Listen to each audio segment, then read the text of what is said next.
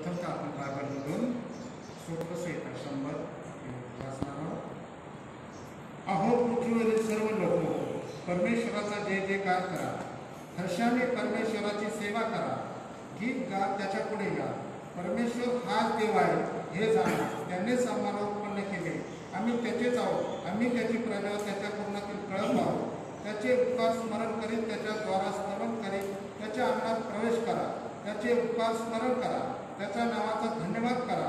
कारण परमेश्वर चांगला आहे. त्याची दया सनातन आहे आणि त्याची सत्यता पिढ्यानपिढ्या टिकते.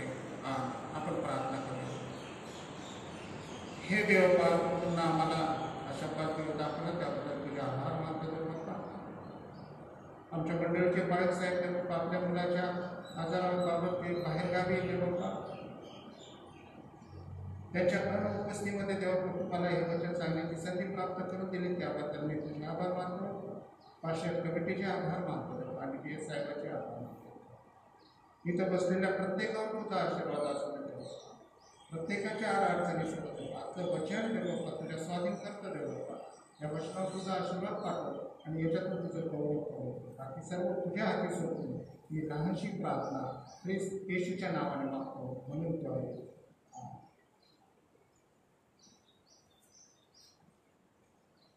यानंतर आपण गीत क्रमांक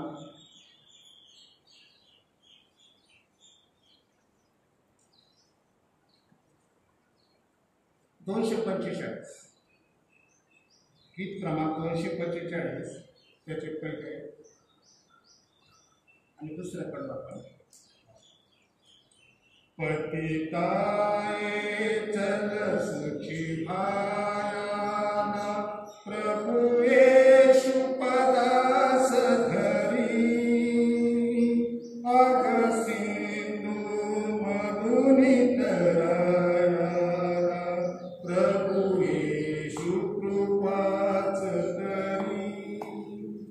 प्रभुच्या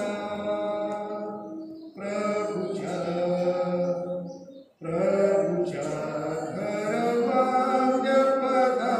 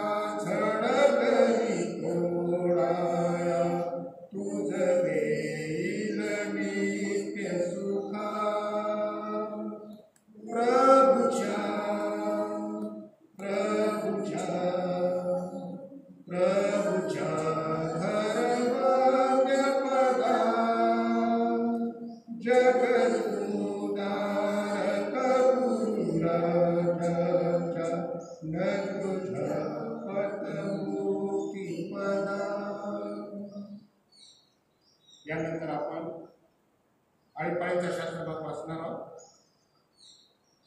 आळीपाळीचा शास्त्रभाग वाचण्यासाठी स्तोत्रसंहिता 100 मी शिल्पा मॅडमला विनंती करतो की त्यांनी आपल्यासाठी आळीपाळीचा शास्त्रभाग वाचा.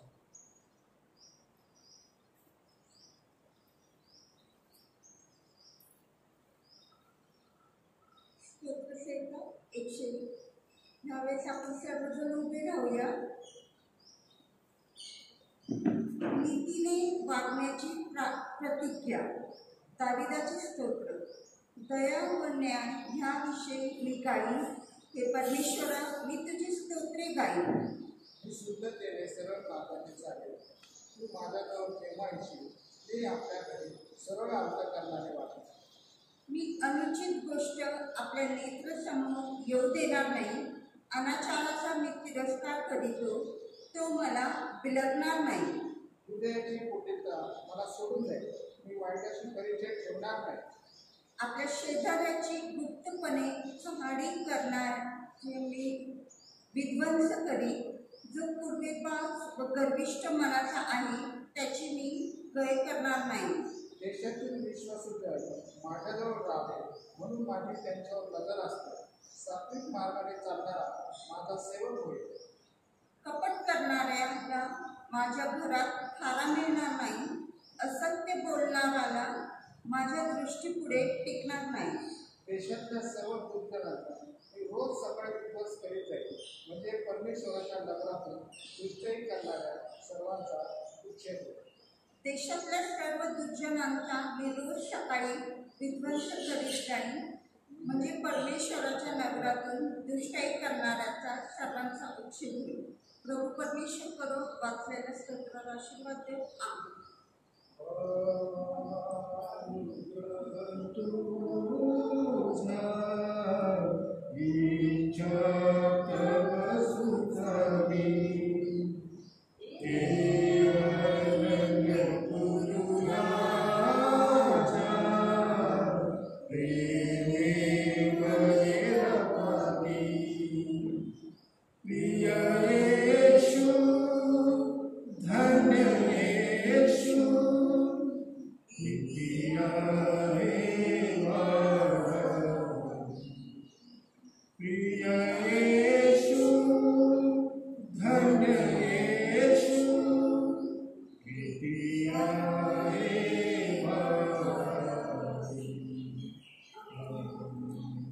आपण सगळेजण खाली बसूया.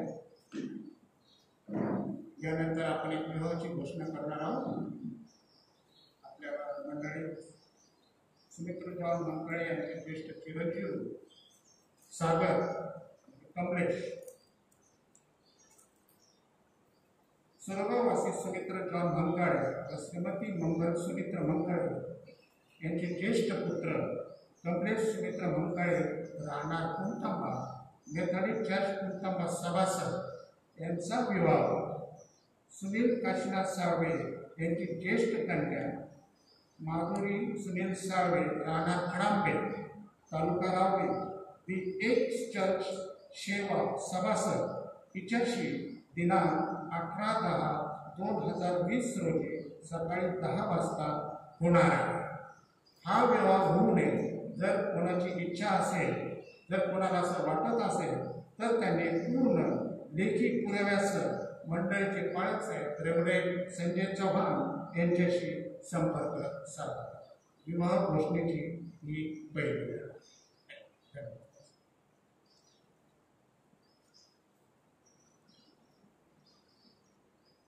यानंतर आपण प्रश्नाकडे जाणार आहोत. नवीन करारामध्ये किमान त्याला पहिले पत्र याचा 6वा अध्याय 8 ते 10 वचन समोर डेव्हिड पार्क यांना विनंती करतो की त्यांनी ते आपल्यासाठी वाचावे.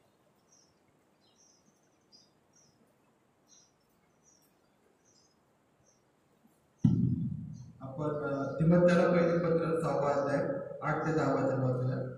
आपल्याला अन्न वस्त्र असल्यास तेवढे तृप्त असावे, परंतु ते जन्मान्मुख पाहतात ते परीक्षात पाशात आणि माणसांना नाशात व निर्वसात फोडणाऱ्या अशा मूर्खपणाच्या व बाधकपणात सापडतात. कारण द्रिव्याचा लोभ सर्व प्रकारच्या वाईटाचे एक मूळ आहे. त्याच्या पाठीस लागून कित्येक विश्वासापासून भोगले आहेत आणि त्यांनी स्वतः पुष्कळशी खेदांना बसवून घेतले आहे. परमेश्वर वाचलेले वचन असतं.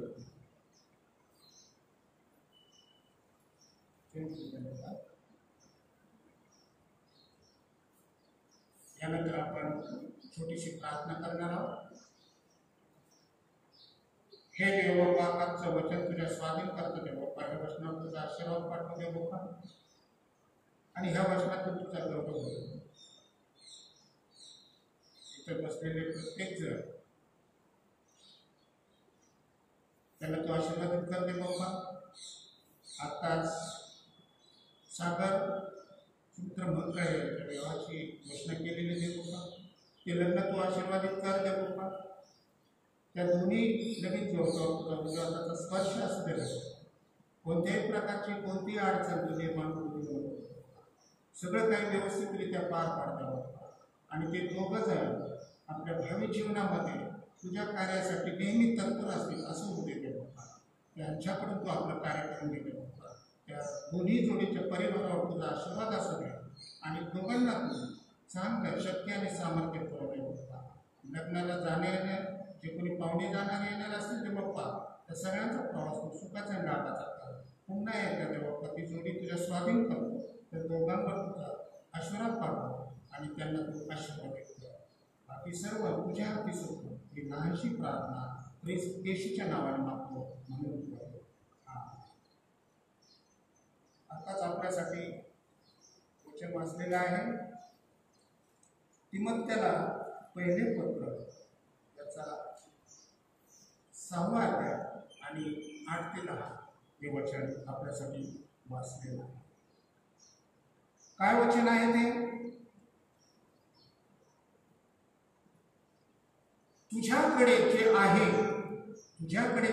त्यामध्ये तू तृप्त राहा. म्हणजे या वचनानुसार आपल्याला बायबलमधून आज्ञा देण्यात आलेली आहे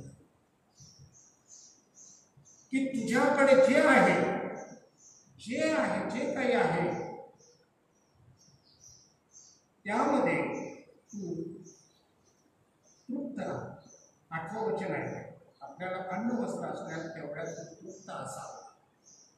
8वं वचन आहे परमेश्वराचं. म्हणजे ह्या वचनानुसार आपल्याला एक प्रकारे बायबलमधून आज्ञा देण्यात आलेली आहे की तुझ्याकडे जे आहे त्यामध्ये तू तृप्त राहा. आपण जर विचार केला तर ही एक वेगळ्या प्रकारची आज्ञा आहे आणि ही जी आज्ञा आहे ती आमच्या संसाराशी, आमच्या प्रपंचाशी निगडीत आहे.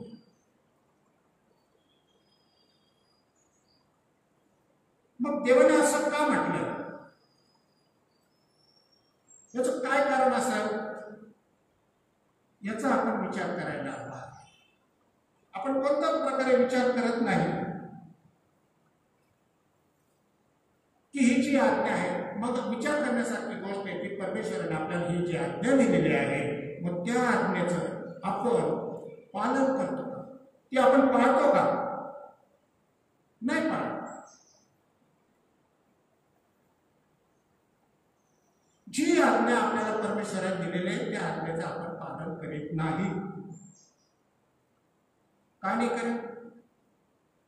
कारण आमच्याकडे जे आहे त्याच्यापेक्षा अधिक आम्हाला पाहिजे.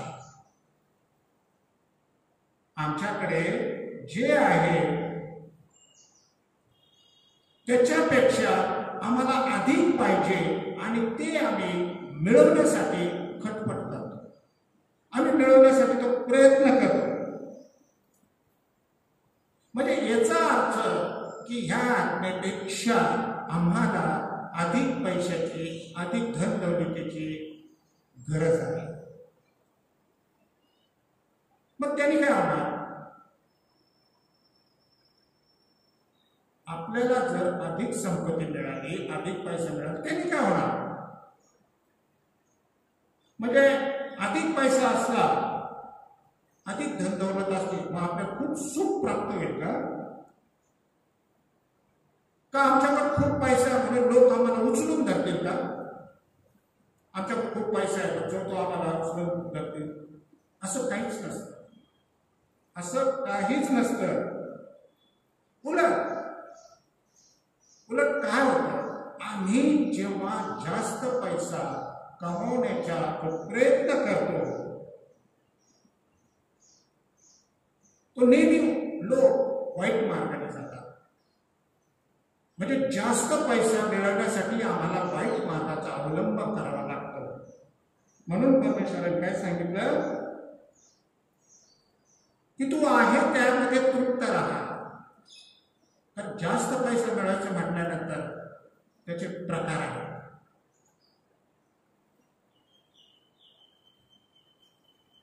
मग आम्ही जास्त पैसा मिळवायचं म्हटल्यानंतर मग ह्या आज्ञेचं आम्ही काय करणार? जी आम्हाला परमेश्वराने दिलेली आहे त्याचं आम्ही काय करणार?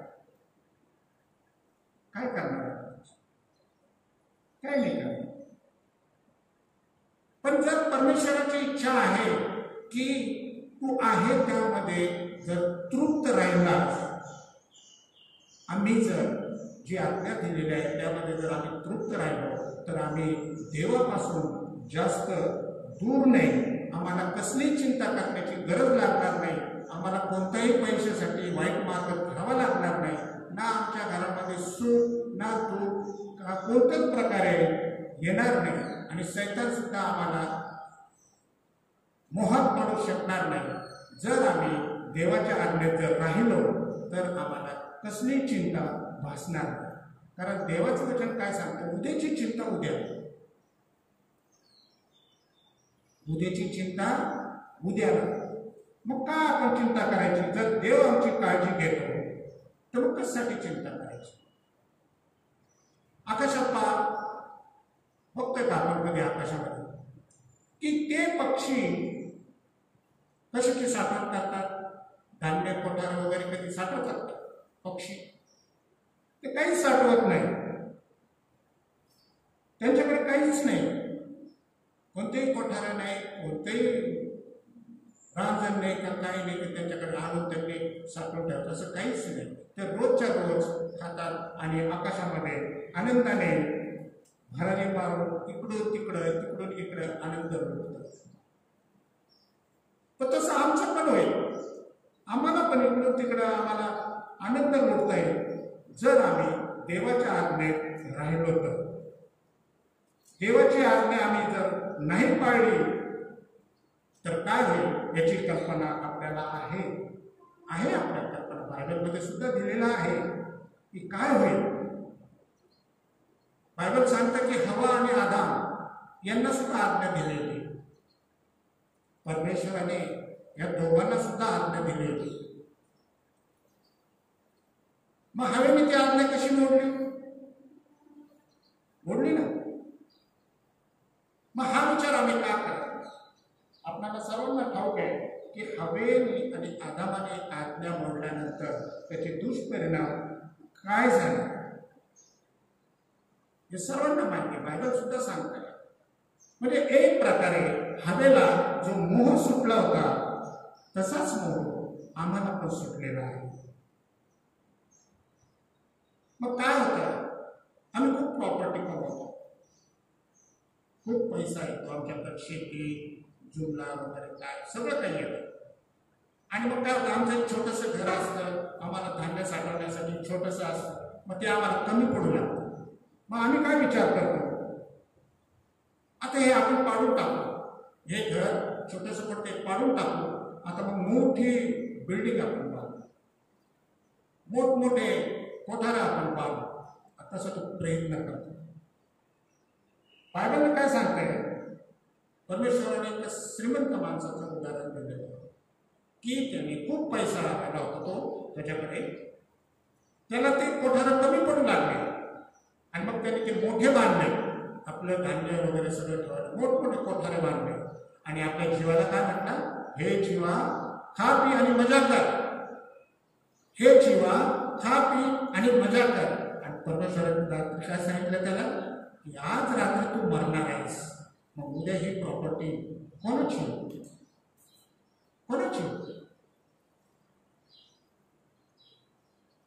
म्हणून आपल्याला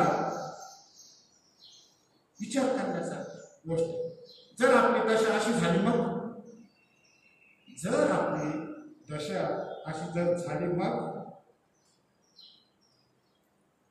आपण बायबलमध्ये जर पाहिलं की आपण ह्या जगामध्ये आलो, ह्या जगामध्ये वावरत असताना परमेश्वराने आपल्याला इथं राहण्यासाठी नियम लावून दिलेले आहेत की तुम्ही काय काय करावं, काय काय नाही करावं, हे सगळे नियमावली परमेश्वराने आपल्याला दिलेली आहे, पण ती आपण पाळत नाही। पण असं नाही की सगळेच पाळत नाही, अशातला भाग नाही, काही काही पाळतात। जे लोक देवाची आज्ञा पाळतात ते देवाच्या सानिध्यात राहतात, आणि जे पाळत नाही त्यांना देवाचं गौरव सुद्धा माहीत नाही, त्यांना फक्त पैसा धन दौलत हेच त्यांच्यासाठी देव आहे। म्हणजे एक प्रकारचे काय होते, एक प्रकारची पैसा कमावण्याची लोकांना नशा चढते। मग तो कसा मिळवायचा, कसा नाही, त्याचे पण प्रकार आहेत। मग त्याच्यासाठी आम्हाला काय करावं लागतं? त्याच्यासाठी आम्हाला खूप संकटाला तोंड द्यावं लागतं.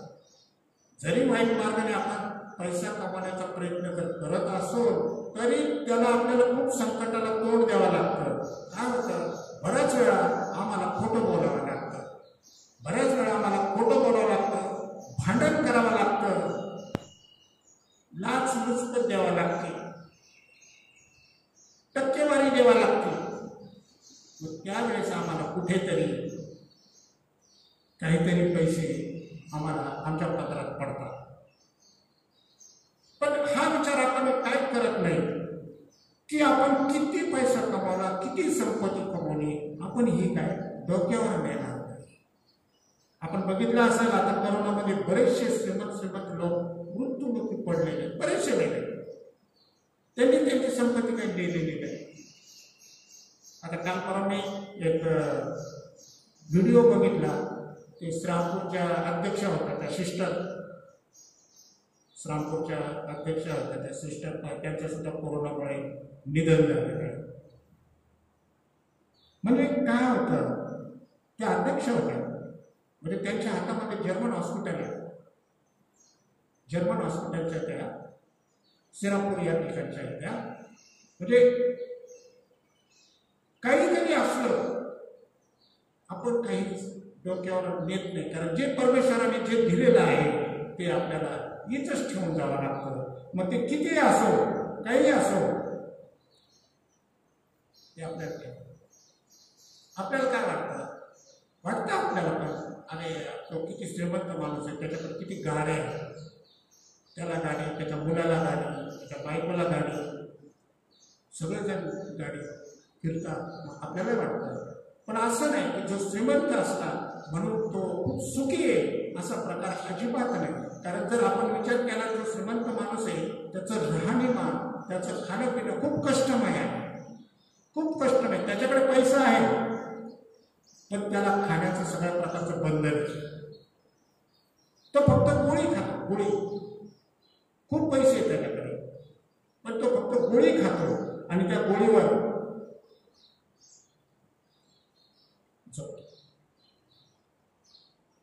त्याच्याकडे पैसा आहे ना, त्याला सफरचंद खाता येत नाही, ना मोसंबी खाता येत नाही, ना केळी खाता येत नाही, ना फणस खाता येत नाही, काहीच खाता येत नाही, ना चहा सुद्धा पिता येत नाही.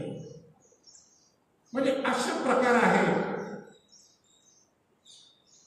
म्हणजे याचा अर्थ असा झाला की आपण हे जग, ही संपत्ती कमवता कमवता आपल्या जीवाचा नाश करून घेत आहोत.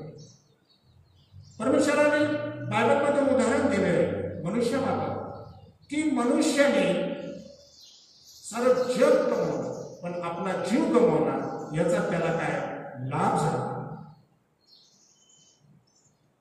त्याने आपलं जग कमवलं पण आपला जीव गमावला, याचा त्याला काय लाभ झाला.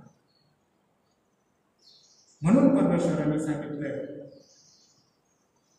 की तू आहे त्या तृप्त आहे. परमेश्वराला सगळं ठाऊक आहे की आपल्याला संपत्तीची, पैशाची गरज आहे. परमेश्वराला ठाऊक नाही, त्याला सर्व ठाऊक आहे. तो परमेश्वर आहे, तो आपल्या गरजा सर्व जाणतो, त्याला सर्व ठाऊक आहे. त्याला माहीत आहे की एवढ्याशा पैशामध्ये यांच्या गरजा भागणार नाही, यांच्या अडचणी सुटणार नाही. मग याचा अर्थ असा नाही की आम्हाला कधीच संपत्ती मिळणार नाही, कधी धन मिळणार नाही, कधीच आम्हाला धन दौलत मिळणार नाही, असं तुला भाग नाही. पण ते मिळवण्यासाठी वाईट मार्गाने जाण्याची मनुष्याला गरज नाही, कारण तो परमेश्वर आहे. आमचा देवावर विश्वास आहे, तो आम्हाला आमच्या थोड्याशा पैशामध्ये सुद्धा सुखी आणि समृद्धी ठेवतो. आम्हाला कोणत्या प्रकारची अडचण तो भासू देत नाही. पण शेवटी आम्ही मनुष्य आहोत, आम्ही लोभ धरणारे आहोत, आम्ही मोह धरणारे आहोत. आणि ज्यावेळेस आम्ही लोभ धरतो, मोह धरतो, त्यावेळेस आमच्या गरजा पण खूप वाढतात. आमच्या सुखसोयी खूप वाढतात. म्हणून आम्ही देवाकडे न मागता आम्ही इतर मार्गाचा अवलंब करतो आणि तो मिळवण्यासाठी आम्ही प्रयत्न करतो. त्यामुळे काय होतं, आम्हाला पैसे मिळतात, खूप पैसे मिळतात आम्हाला. पण नंतर आम्ही बघितलं असेल जगामध्ये भरपूर पेपरमध्ये वगैरे ज्यावेळेस जे खूप खूप मोठे मोठे लोक शेतकरी वगैरे जे काय असेल, ज्यावेळेस तुमच्या जास्त पैसा येतो त्यावेळेस घरामध्ये कुटुंबामध्ये वाद निर्माण होतात. जे एकत्र कुटुंब आहे ते विभक्त व्हायचा प्रयत्न करतात. हे का घडतं? हे सगळं पैशामुळे करतात.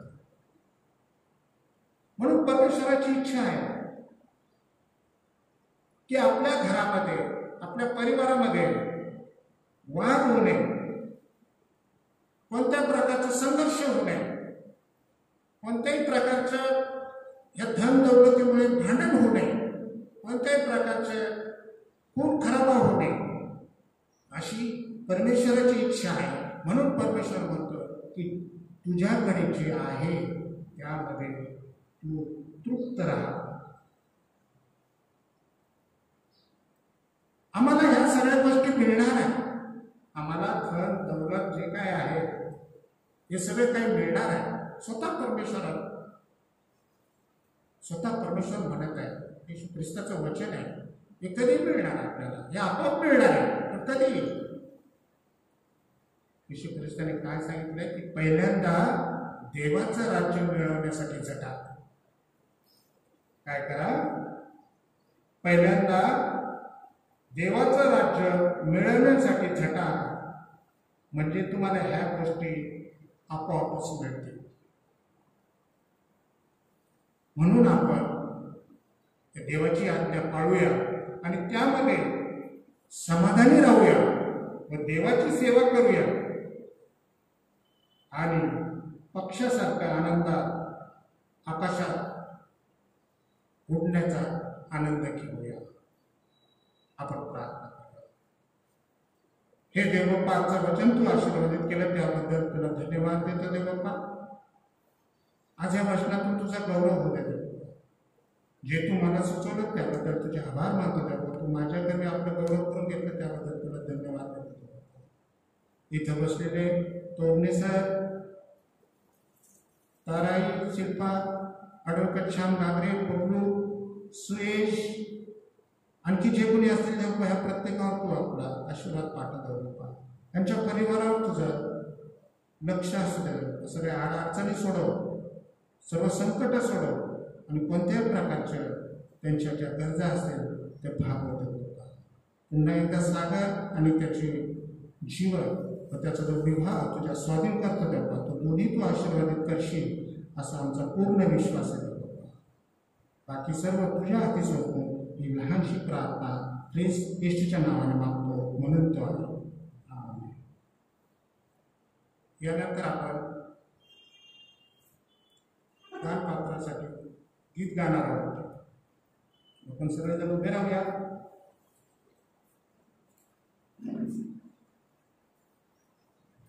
आपण 509 याचे 2 पटे गाणार आहोत. 509 जे जे मध्ये आले मुख्य उच्चारले आणि जे आपलं दान आहे ते आपल्या घरी आपल्या पाकिटामध्ये ते जमा. जे जे मनी आले मुख्य उच्चारिले,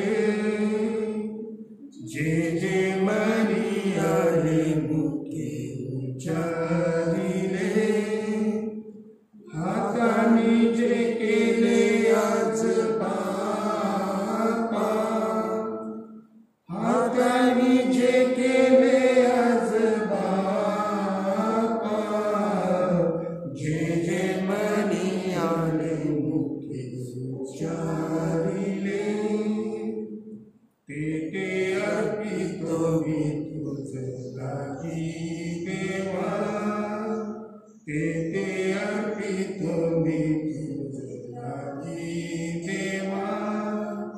स्वीकार करावा ह्याचा प्रेमे, स्वीकार करावा